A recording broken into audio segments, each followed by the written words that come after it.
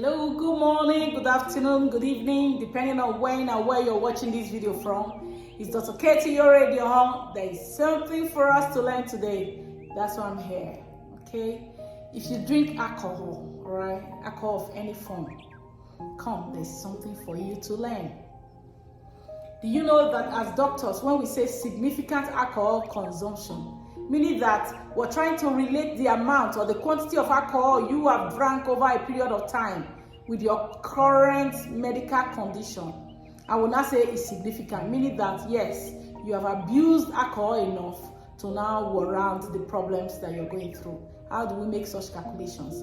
That's what I want to let you know. How do you know that the alcohol that you are drinking is significant or is causing your problems, or it's likely or maybe what is responsible for the problems that you have? Come, let me tell you how to go about it. A bottle of beer has 3 units of alcohol. 1 unit is equal to 8 grams of alcohol. So for any man that is taking up to 21 units of alcohol per week, it is said that the amount you're taking can cause you problems, meaning that the amount of alcohol that you are consuming, it's significant, and whatever problems that are associated with alcohol consumption can likely or may likely come to you. And for a woman, if you take more than 14 units or up to 14 units of alcohol per week, it shows that the amount of alcohol you're consuming is significant, meaning that you have put yourself at risk of coming down with problems that are associated with alcohol consumption. That's what we refer to as significant alcohol consumption. So 21 units for a man is equivalent to 7 bottles of beer per week, while 14 units for a woman is equivalent to about 4.5 or approximately 5 bottles of beer in a week. So come, what is the purpose of this lecture? The purpose of this lecture is for you to do a rethink. Look at how much you are taking. If you are already at the danger line, you are taking as much or even more than the significant consumption, it shows that any time or any problem said to be associated with alcohol consumption, you are at risk of having such problems.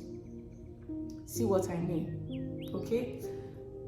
If you are taking spirits, when you are taking beer, it's just 3 units. If you are taking spirits, the higher the concentration of alcohol, the higher the units that are associated with it. So how do you now know if you are taking spirit or you are taking wine that got percentages of alcohol? How do you know how much of alcohol that's in it? That's what I'm going to be telling you now.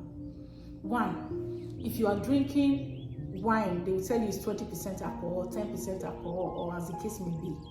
What you do, you add 0 to that number and call it milligrams per mil. I'll tell you what I mean. If you are taking alcohol that is 10%, you're taking a wine that is 10% alcohol, it means that at that 10, add 0 to it. It means that you are drinking 100 milligrams per mil of that wine.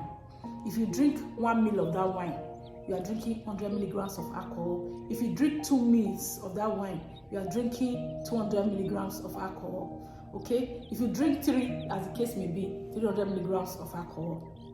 And if they tell you it's 20% alcohol, what it means is that add 0 to that 20 is 200 milligrams of alcohol in 1 meal. So if you take 2 meals, it's 400 milligrams that you're taking. Imagine somebody drinking 200 meals of 20% alcohol. So it means that 20%, that's 200 milligrams of alcohol in 1 meal. So now that you are taking 200 mils, 200 times 200, that's 40,000 milligrams of alcohol is what you have taken. So that 40,000 milligrams is equivalent to 40 grams because 1,000 milligrams is equal to 1 gram. So that 40 grams divided by 8, it will be 5 units. So you have 5 units of alcohol in 200 mils or 20% alcohol. You have 5 units. Don't worry, don't be in a hurry. If you take your biro and write it, you will understand what I'm trying to let you know. Okay? So that's 5 units. And you take another 200 mils or 20% of alcohol, another 5 units. You know, some people in 3 days, they can consume as much as 41, even more units of alcohol. No talk about a whole week. So people double and triple the risky or the red line quantity in just 3 days. I'm not here to judge you. I'm here to give you information that will help you tailor down your alcohol consumption and live a healthy life so that you can prevent disease. Even if there is disease already, when you begin to adjust or modify your lifestyle, it will improve. The control of that disease will be better. The prognosis will be better. The outcome will be better. The body will be better. Okay? It is never too late to stop drinking. It is never too late to adjust or modify your drinking habit. I know when I say stop, you want to crucify me, but it is for your good. Okay? It is not too late. Don't drink as if you are competing with somebody. I will tell you the consequences later. But let's go ahead with what I'm trying to tell you now. Okay? So how do you now start cutting down? Like I've told you, 21 units for a man is significant. You can begin to learn to drop it, because I know you can't stop it one day. Because that's the problem with addiction. You might need help to be able to do that. But one thing you must know is that you must first know that it's a problem before you will sought medical help to help you overcome a bad habit. Okay? Addiction to alcohol. You must be willing to sought help, because if you are not willing, you keep relapsing.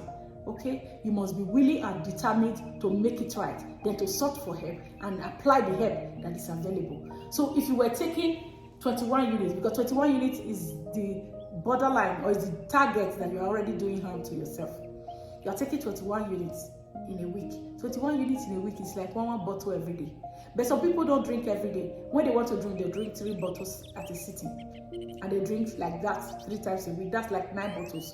You're already out of the 7 bottles. Some people might not even drink until it's Saturday. And that Saturday, they'll go and drink 7 bottles or drink 8 bottles. And they'll still meet that bad target of 21 units and more. Okay?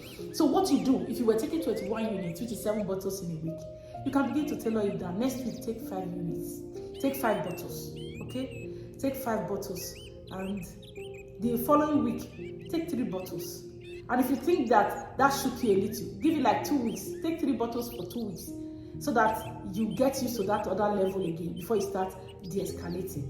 Because if you de-escalate, some people, if you de-escalate so suddenly, they might begin to manifest symptoms, withdrawal symptoms. Okay? Just be gradual. You were doing 7, now you are doing 5. And you do that 5 bottles for like 2 weeks.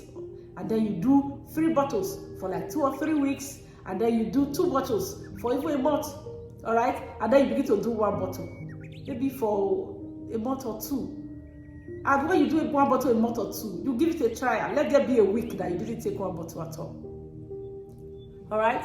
1 week you didn't take a bottle. Another week you take a bottle. Then 2 weeks you didn't take a bottle. Before you know it, if you are determined to make it work, you will see that the craving will be gone. Your dependence on meat will gradually go, because you were gradually weaning from meat. You were gradually reducing the quantity that you were taking. And by so doing, you gradually leave it out, and the level in your blood will not suddenly drop and will not encourage withdrawal syndrome or craving. And if you have problem with trying to help yourself, there's nothing wrong with sorting for medical help to help you with withdrawal syndrome or to help you with waning off alcohol. If you have tried it yourself, it's not working, sort for help.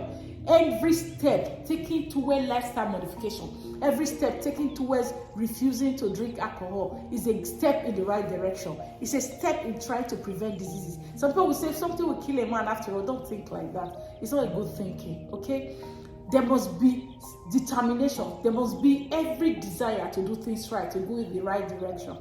So what do? You keep fighting to win and stop drinking, to reduce to the barest minimum of whatever you drink. So what are the problems associated with alcohol consumption? I won't use big words. I will use words that you know. 1, it can affect the liver. The liver is the powerhouse, engine house of the body that will help break down molecules that are from food digestion.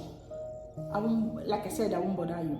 And that molecules, it will now break them down to tiny molecules that the body is able to eat. Like you eat pasta, you eat rice, you eat all sorts of food. I want you to know that the cells and tissues in your body, they don't eat pasta, they don't eat rice, they don't take soup. Okay? What is it that they eat? They are micromolecules that has been broken down from the soup, from the pasta you have eaten. And what part of your body is responsible for that broken down? After you eat food, it starts from the mouth, you chew it to the stomach, to the intestine, and the molecules that are there, your body will absorb it through the intestine. It will not go to the blood. The blood will carry it to the liver. The liver will not grind it to those small particles that your body can use for the production of energy for you to be able to live.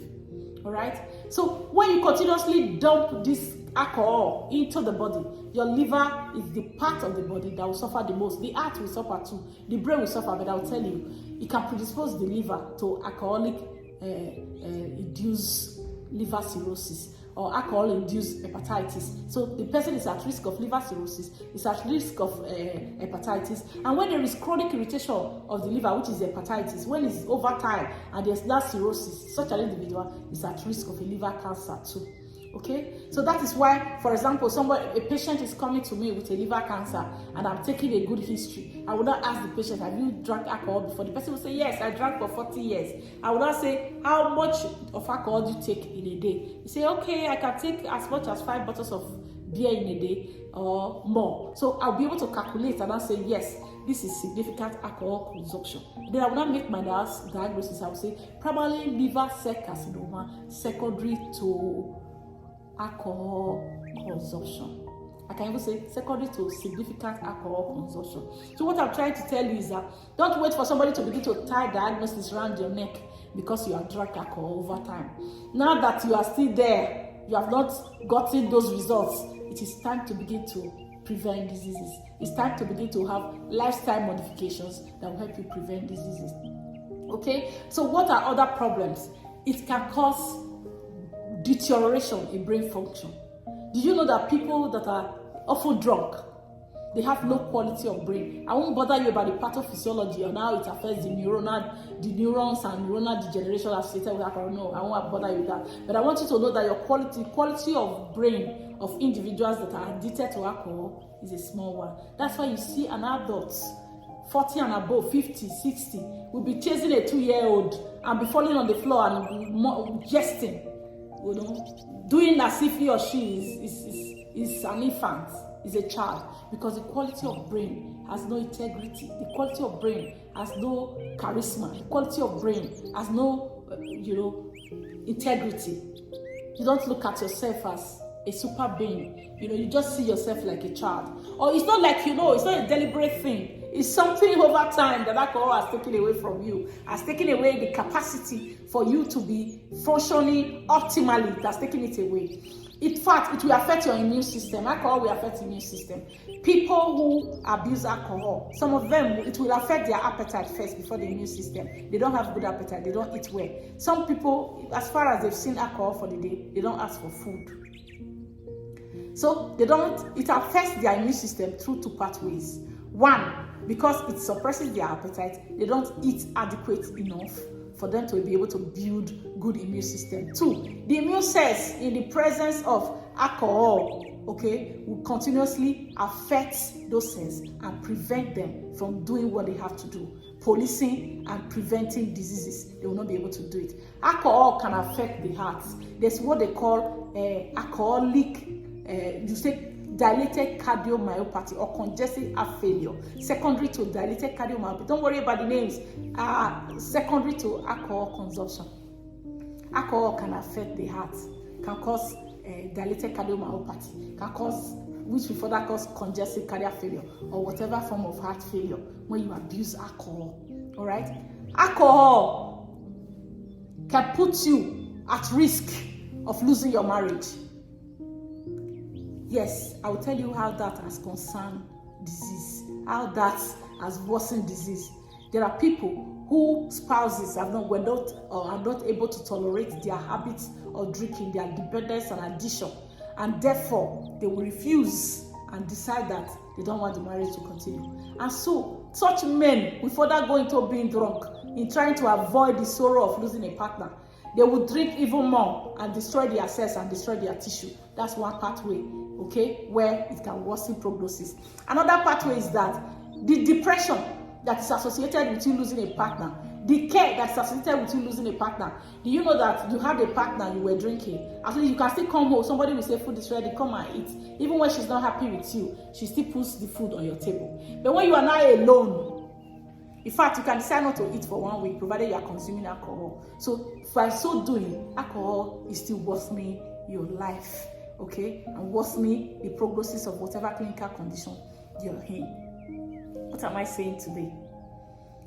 It is time to begin to modify that lifestyle. I know it can be difficult, but you must be willing to make it work. You must be determined to make it work, to see to how you can live your life without depending on alcohol. Alcohol itself has been seen to cause oxidative stress.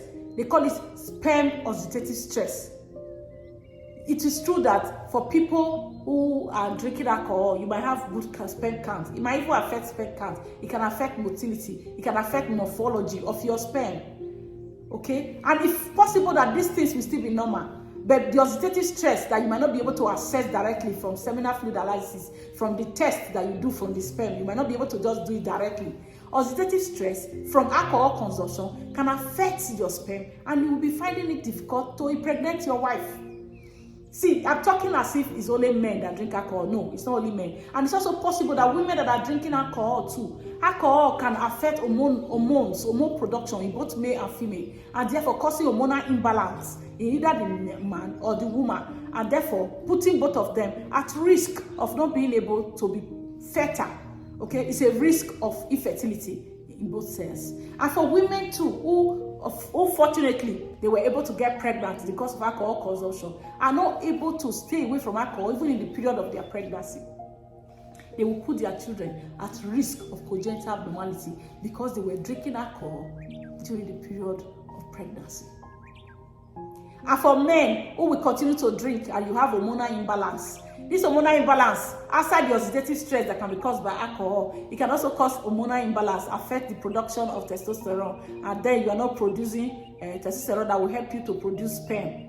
You will not still be able to impregnate your wife. That's one pathway. Another pathway, people that consume alcohol, they have been seen to have poor erection, okay, impotence. They are not able to have good erection for adequate penetration and sexual satisfaction, because alcohol has taken away that strength.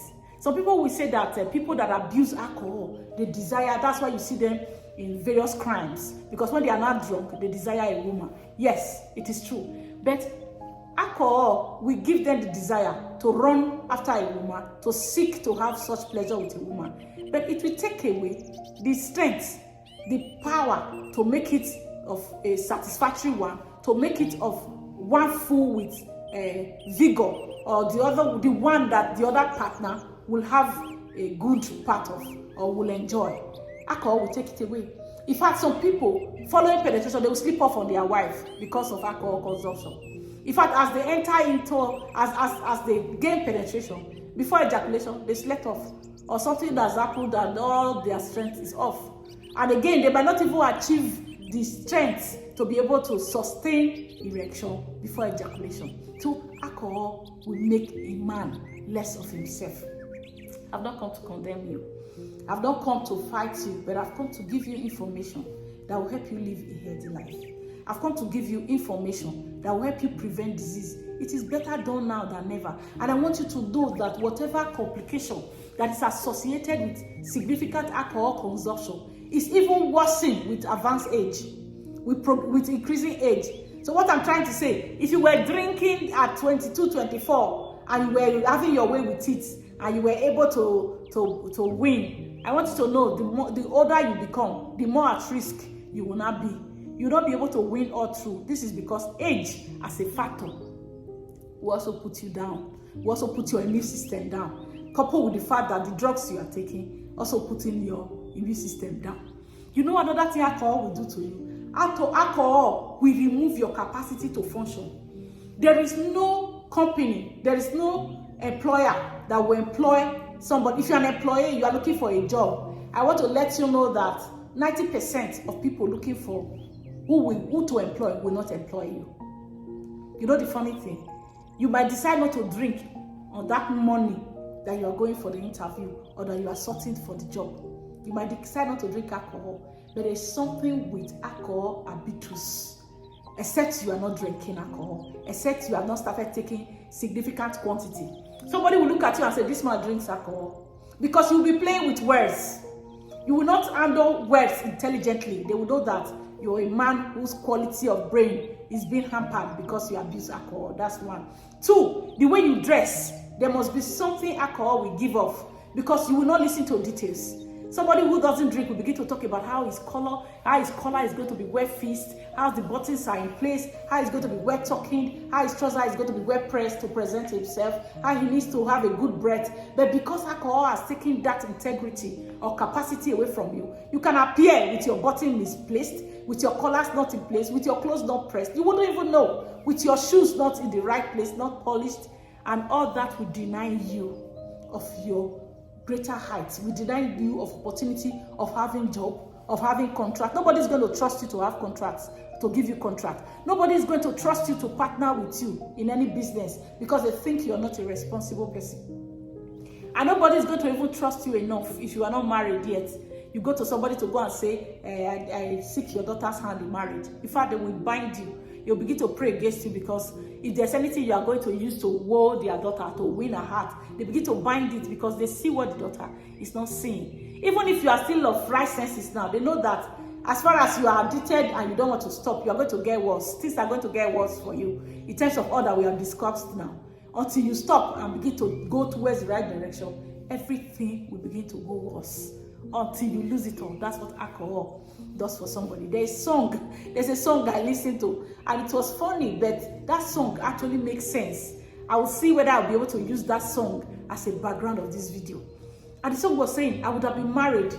Ogogoro, you took this from me. Say, I for don't marry Ogogoro, now you do amo. You know, he blamed Ogogoro for everything. He blamed alcohol for everything. He would have been married. He would have been a billionaire. He would have had home companies. He would have built a house.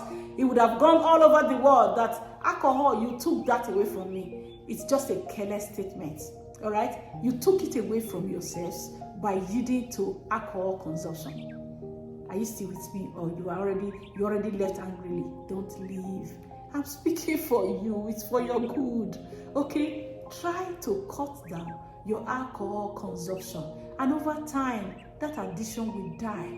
You were not born with it, and for anything you were not born with that you acquired over time, you can disacquire them, if there's a word like that. Okay? If you actually live without them over time, they will also go. A man who is a drunkard will not gain the respect of the husband. And likewise, a woman who is a drunkard is even worse. You will not gain the respect of your husband. You will not gain the respect of your children. You will not gain the respect of your siblings, of the community, of wherever it is that you found yourself. Nobody will trust you in business. Nobody will trust you in decision taking. Nobody will trust you in having to even keep you around their loved ones. You can't ask a nanny, come and be a nanny for my children when she's a drunkard. You will not try it. Nobody will trust you enough to do business with you. Why will you hurt yourself that badly? Why will you decide to take something that will hurt you at every direction? It will hurt you socially. It will hurt your body physically. It will hurt your health. It will hurt your emotions, as if that is not enough, even spiritually. I have never seen where they said the drunkard is the choice of God or is the best friend of God, whatever religion that you are from. I've never seen where alcohol is standing out for you as a relationship between you and your God. So why then do you want to ruin yourself? Give it a try. Okay? If it's not working, sought medical help, trying to break your addiction with alcohol. And if you sought the help, it's not happening, private chat me, DM me. Okay, look out for my contact. I will send you help, the things you can do. I don't want you to abuse drug. I don't want you to abuse due process or protocols, trying to help yourself and then harming yourself. There are things, there are drugs, there are processes, there are protocols that will help you win from addiction to drugs to alcohol. Alcohol is a drug, okay? And if you sought that help, it's available. I'm always willing to help. And any doctor you talk to is always willing to help. Leave alcohol alone, even to your children. You won't be a good father. Your judgment will not be correct. When they have something that they want a good opinion, instead of coming to daddy or mommy, they will not go to the drunkard. They will go to the daddy that is not drinking, or go to the mommy that is not drinking, as the case may be. But it will be very bad for any child to have both parents that are drunkards. They will not have any good role model. You are laying a bad foundation for that child. And that child is going to grow up to be the same. I pray your she finds his way. No, I pray it will be too late, because most times they are going to end up drinking and they will blame daddy, blame mommy for such a foundation you have laid for them. And I know whatever religion, God will ask you to, how best you have taken care of that child. Sorry to say, I saw a video of a child online and they put a shisha to the mouth of that child. I saw that child, panicking to actually do it. I've seen parents giving beer to infants under 5, drinking beer. What kind of a parent are you? If your parents have done that, you don't do it to your child. So people removing cigarette from their mouth, putting in their own child's mouth, and begin to laugh when the child is choking. It's bad practice. In fact, it's even more of a sin than you drinking. It's more of an offense. Let me use the word offense so that you don't think I'm spiritual. No, it's more of an offense for you to expose the life of a child to drugs without the consent of that child, because that child at that time is vulnerable, doesn't have the willpower, doesn't have the strength to say I don't want, doesn't know the difference between good or bad. And then you take advantage of that child, begin to expose that child to tobacco, to alcohol, to chicha, to everything, and begin to laugh at that child when something is going wrong, the child is choking or not. You're a bad parent. I'm sorry to say, forgive me. I didn't intend to use that word. If your father or mother has done that to you, don't do it to another. Don't share in their sin. Okay? Did you know it's even worse when you expose a child too early? Yes, meaning that they have a longer exposure. And that exposure, when their own cells and tissues are still very fragile, there is risk of the complications. There are risk of cancer. There are risk of even gastritis. I want you to know when you drink alcohol, you can be at risk of peptic ulcer disease. Okay, gastric ulcer that will even result in cancer later. When the age is going, when the person is growing older, gastric cancer from alcohol consumption. Don't do it. Choose the healthy life. Avoid alcohol. Hope you learned something. I have another series streaming on drug abuse. There's one on illicit drug when I talked about shisha. Please go and check it up. I'm going to do another one on tobacco and other drug use. See, I'm not just doing this video because I want you to just listen. I'm doing it with help that is available. Okay? Go to the hospital. There is help for withdrawal. So we're going to be doing another one, cannabis, tramadol, whatever drug that you are using. I will also let you know that there is help. If you suck the help, there's always a medical help.